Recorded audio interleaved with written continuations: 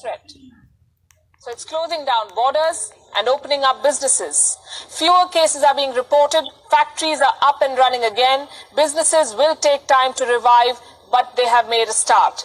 Companies are being encouraged to make coronavirus supplies. They're making equipment other countries might need to fight the outbreak. Gloves, masks, personal protection equipment, even ventilators.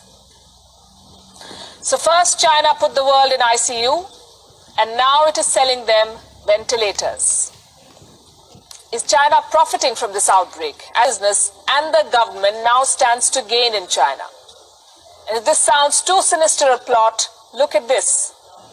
This is a book written in 1999, and this could offer clues into the Chinese mindset. It's called Unrestricted Warfare, China's Master Plan to Destroy America. It's a book on military strategy. It was written by two Chinese generals, Qiao Liang and Wang Xiangzu. The book makes an argument. It says that China cannot defeat America in a direct military confrontation, but it can leverage its economic prowess to leave the Americans behind. Now, the book's assessment has some eerie similarities with the present situation. It is being quoted by conspiracy theorists. They claim that amid this coronavirus crisis, Beijing is executing its world domination plan. On this show, we do not go by conspiracy theories to make our assessments, so we set out to look for the facts. What we found was most interesting, and we have that for you tonight. Let's first talk about the situation in China. What is happening in China right now? Restaurants, zoos, even the Great Wall is open to tourists. Not foreign tourists, because they may bring back the virus, but the Chinese are out and about. As we say in television, they're moving towards normalcy. Restrictions are being lifted, factories are coming back online, businesses have resumed in many parts of China. At this rate, China's businesses will be up and running in a few weeks. With the measures we have started to take,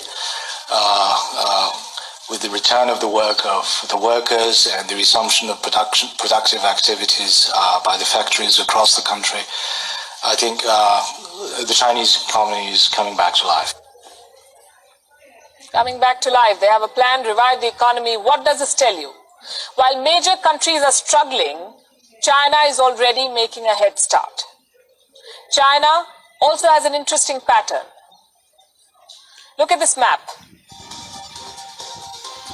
This is Wuhan and the rest of China. The coronavirus outbreak in China is what this map details. Now, some of the biggest cities in China were largely insulated from the outbreak. I say this is interesting because while the virus spread and unleashed chaos in the remotest corners of the world, it couldn't do much damage in China's top cities. I'll give you examples with numbers. Let's start with Beijing. Beijing has recorded more than 500 cases. 8 people died in the city. Do you know what's the population of Beijing? 2.15 crores. Shanghai reported 468 cases with 5 deaths. Shanghai has a population of 2.4 crores. Among the 10 most densely populated cities in the world, only 5 deaths, less than 500 cases. The point I'm making is that China's financial hubs have largely emerged unscathed from this crisis. They can bounce back quickly. They're boosting business by creating opportunities. What does the world need right now?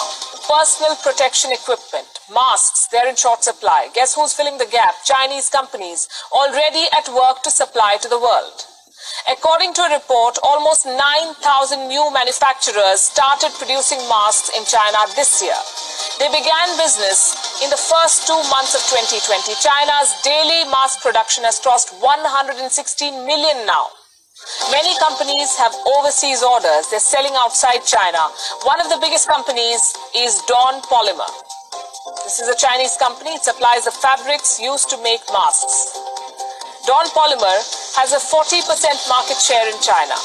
And the value of its shares, the company's shares, has shot up by, listen to this, 417% since January. 417% in 3 months. The holdings of the company's founders now stand at a whopping $1.9 billion. The coronavirus crisis has only meant good news for their business. Here's another example of China creating opportunities from the crisis. Buying out distressed assets. Case in point, Australia. The Scott Morrison government is worried about Chinese companies taking over Australian businesses. Reports say Australia's Foreign Investment Review Board is now gearing up. Why? Because they fear takeover attempts from China. Distressed Australian businesses and assets are on China's radar. It's not just Chinese companies that stand to gain. Foreign companies based in China are also back in action. BMW's factories resumed operations in February itself, last month. Fiat Chrysler has also restarted production. Foxconn has resumed work in its mainland China factories. Foxconn manufactures for leading tech giants like Apple and HP. Tesla's factory in China is back online too, reportedly with help from local authorities. Members of the Chinese government allegedly helped Tesla secure key supplies. The Chinese government is going the extra mile to make sure businesses resume operations. In Shanghai, most foreign businesses are back in action. All foreign-funded enterprises have resumed operation, with an 80% employee return rate and a 70% business resumption rate. The overall situation is steadily improving. So while it sounds crass to say that a company or a country profits from a pandemic, these are the bitter facts. China exported a virus to the world. Now the world is sick, and China is selling them the balm. And while the world tries to heal, China is already up and running.